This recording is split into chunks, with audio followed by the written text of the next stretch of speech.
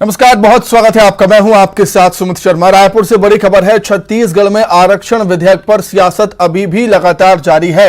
कांग्रेस ने राजभवन पर एक बार फिर निशाना साधा है। कांग्रेस ने एक बार फिर से राजभवन को घेरा है। आरक्षण विधेयक के मसले को लेकर ट्वीट करते हुए निशाना साधा गया। बीजेपी दफ्तर के बाहर बैनर लगे हैं। जनता बोली बीजेपी ऑफिस ही राजभवन संचालन केंद्र है। तस्वीरें भी पोस्ट की हैं, कांग्रेस की तरफ से तस्वीरें भी पोस्ट हुई हैं ट्विटर पर। और आरक्षण विधेयक पर सियासत लगातार जारी छत्तीसगढ़ में। एक बार फिर से कांग्रेस ने राजभवन को घेरा है, राजभवन पर निशाना साधा है। एक बार फिर से ट्वीट करते हुए दो तस्वीरें शेयर की। बीजेपी दफ्तर के बाहर बैनर लगे हैं। जनता बोली है कि बीजेपी ऑफिस ही राजभवन संचालन केंद्र है। अधिक जानकारी के लिए सीधे हम रुख करेंगे। ममता हमारे साथ जुड़ गई हैं। ममता, अभी लगता नहीं है कि इस विधेयक, आरक्षण के विधेयक पर जो सियासत है वो थमेगी। जो वार पलटवार हैं, आरोप प्रत्यारोप हैं, वो थमने का नाम ही नहीं ले रहे। बिल्कुल, देखिए, मुख्यमंत्री भूपेश बघेल के साथ कांग्रेस के तमाम जो लीडर्स हैं वो लगातार ये बात कह रहे हैं। और पहले तो सीधे तौर पे राजभवन को नहीं कहा जाता था। पहले ये कहा जाता था कि हमें भरोसा है कि राज्यपाल जो है वो दस्तखत कर देंगे। लेकिन जब लंबा समय हो गया है उसके बाद सीधे तौर पे बयान हो रहे हैं। और अब ट्विटर पे भी कांग्रेस लगातार निशाना साध रही है।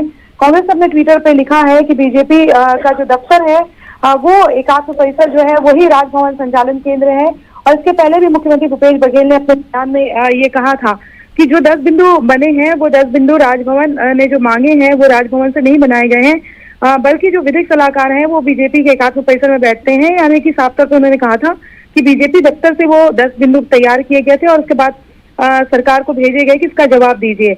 लबोलुआब इसका मतलब ये है कि सीधे सीधे तौर पर उनका कहना था कि राजभवन किसी न किसी बहाने से इस विधेयक को रोकना चाहते हैं और राज्यपाल लंबे समय तक इसे रोकना चाहती हैं। और यही वजह है कि वो बीजेपी के इशारे पर ही इसे रोकना चाहती हैं, ताकि कहीं ना कहीं ये मैसेज जाए कि सरकार इस पर कुछ नहीं कर रही है। पिछले दिनों मुख्यमंत्री भूपेश बघेल ने ये तक कहा था, सीधे तौर पे राज्यपाल पे निशाना साधा था और उन्होंने कहा था कि राज्यपाल हठधर्मिता पे उतर आई है, हठधर्मिता कर रही है और उन्हें दस्तखत कर देने चाहिए। अब कल विधानसभा का सत्र शुरू होने वाला है, उसके पहले इस तरह से जो है ट्विटर पे कांग्रेस ने निशाना साधा है और लिखा है। साफ तौर पे ये था कि विधानसभा सत्र शुरू होने से पहले भी एक बार कांग्रेस जो है वो साफ तौर पे बीजेपी को निशाने पे तो लेना ही चाहती है, लेकिन राजभवन भी निशाने पर है, ताकि एक मैसेज चला जाए कि सरकार तो पूरी तरह से तैयार है, सरकार ने अपना काम कर दिया है। उन्होंने विशेष सत्र बुलाया, उसके बाद आरक्षण संशोधन विधेयक जो है वो पारित किया गया। अब सिर्फ बात अटकती है तो राजभवन पर अटकती है। राज्यपाल के हाथ में है, सरकार के हाथ में कुछ नहीं है। और इसी को लेकर एक बार फिर से अब हम कहें तो राजभवन और सरकार तो आमने सामने है ही, लेकिन इसके साथ ही बार बार कांग्रेस पार्टी ये भी बताने की कोशिश कर रही है कि राजभवन जो है वो बीजेपी के दबाव में काम कर रही है और जो विधेयक अटकाया गया है वो राजभवन से नहीं, बल्कि जो सलाह ली जाने की बात कही जा रही है वो बात सिर्फ विधिक सहायता की नहीं है, बल्कि बीजेपी के दबाव में ऐसा किया जा रहा है ताकि कहीं ना कहीं जो है वो खराब स्थिति पैदा हो, तमाम जो समाज के लोग हैं उनके बीच में खराब मैसेज जाए। लेकिन सरकार का कहना है कि हमने अपनी बात रख दी है, लोग समझते हैं, वो ये भी समझ रहे हैं कि तमाम ये जो प्रक्रिया अटकी हुई है वो सिर्फ और सिर्फ राज्यपाल की हठधर्मिता के कारण है। ऐसा मुख्यमंत्री भूपेश बघेल ने भी कहा और तमाम कांग्रेस के लीडर्स जो है वो ये भी कह रहे हैं। तो जाहिर तौर पर ये जो ट्वीट है, इस ट्विटर के जवाब में देखना ये है कि बीजेपी का क्या जवाब होता है। लेकिन ये भी जरूर है कि पिछले दिनों मुख्यमंत्री भूपेश बघेल ने जब ये कहा था कि विधिक सलाहकार जो बीजेपी के दफ्तर में बैठते हैं, तो उसके बाद राजभवन से एक लेटर भी जारी हुआ था जिसमें साफ तौर पे ये जो वाक्य है इस पर आपत्ति जताई गई थी और ये भी कहा गया था कि इस तरह से टिप्पणी नहीं की जा सकती। देखना ये होगा कि ट्विटर पे अब ये जो वार किया है कांग्रेस पार्टी ने, इस पर राजभवन की तरफ से भी क्या कोई आपत्ति आती है। बिल्कुल देखने वाली बात होगी कि ये सियासत कहां तक जाती है, किस मोड़ पर आकर रुकेगी। बहुत शुक्रिया आपका ममता, तमाम जानकारी के लिए। आगे बढ़ेंगे। रायपुर से बड़ी खबर, अंतर्राज्यीय आरोपी गिरफ्तार हुआ है। चाइल्ड पोर्नोग्राफी के मामले में गिरफ्तारी हुई है। एनसीआरबी के निर्देश पर गिरफ्तारी हुई आरोपी की। रायपुर से बड़ी खबर आपको बता रहे हैं। अंतर्राज्यीय आरोपी गिरफ्तार हुआ। चाइल्ड पोर्नोग्राफी के मामले में गिरफ्तारी हुई आरोपी की। एनसीआरबी के निर्देश पर आरोपी को गिरफ्तार किया गया।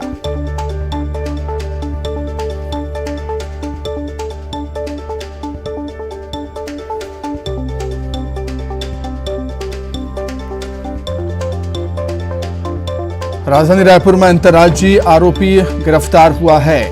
चाइल्ड पोर्नोग्राफी के मामले में इस आरोपी की गिरफ्तारी हुई है। एनसीआरबी ने निर्देश दिए थे गिरफ्तारी के, तो एनसीआरबी के निर्देश के आधार पर ही अंतर्राज्यीय आरोपी गिरफ्तार हुआ। चाइल्ड पोर्नोग्राफी के मामले में अंतर्राज्यीय आरोपी की गिरफ्तारी हुई एनसीआरबी के निर्देश के आधार पर।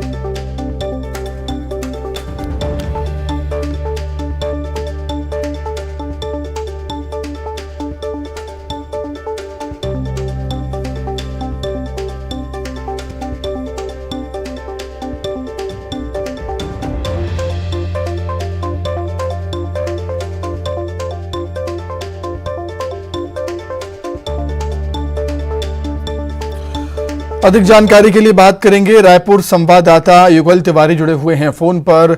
युगल, क्या कुछ और जानकारी आपके पास मामले में?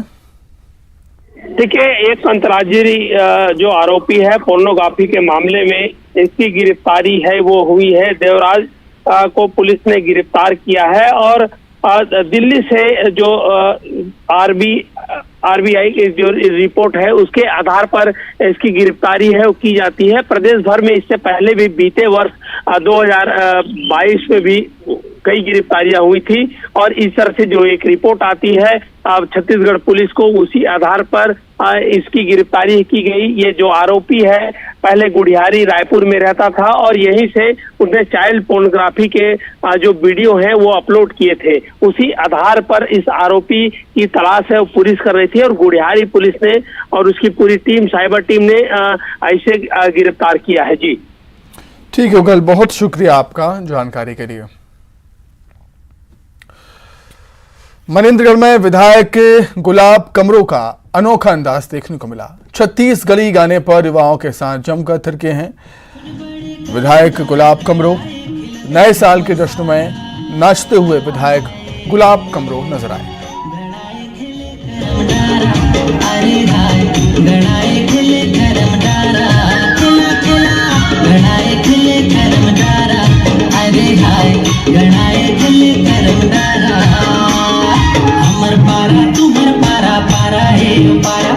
चला संगी कर माला खिले खाल पारा, अमर पारा तुम्हर पारा पारा हे पारा।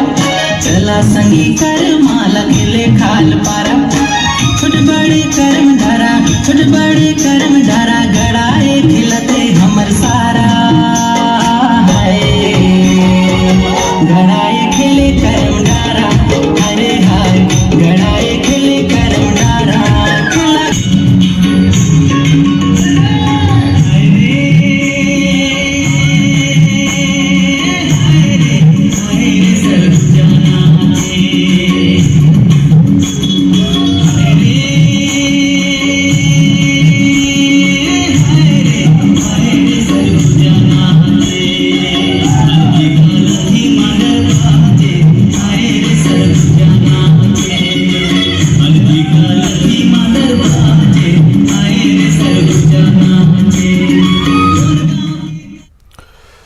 तो विधायक गुलाब कमरो का अंदाज आपने देखा। आइए अब आपको दिखाते हैं नए साल के जश्न की कुछ खास तस्वीरें।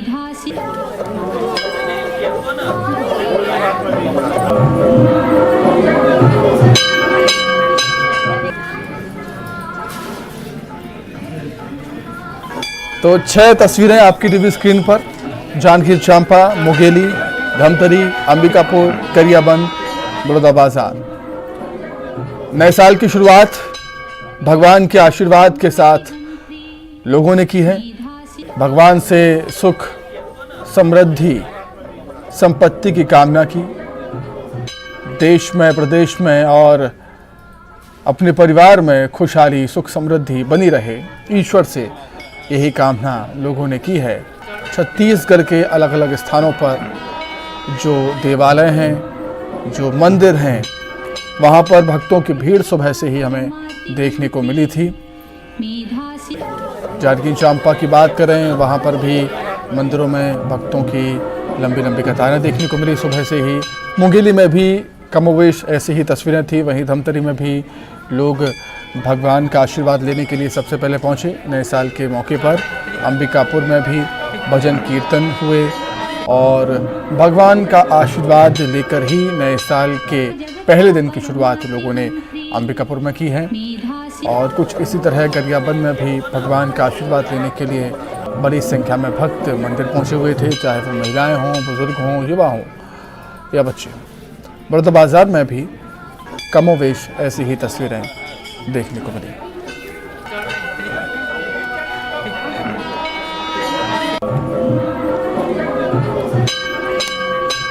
जगता परमाति हंत्री मेधासी।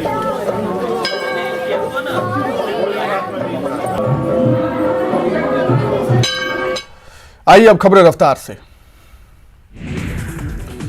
नक्सलवाद पर सीएम भूपेश बघेल का बड़ा बयान। नक्सली कुछ पॉकेट में सिमट कर रह गए हैं। पहले बफर जोन में खुलते थे कैंप, अब कोर सेक्टर में भी। नववर्ष मिलन समारोह में पहुंचे CM Bhupesh Baghel. Police line में समारोह का आयोजन, अधिकारियों के साथ सीएम ने की चर्चा।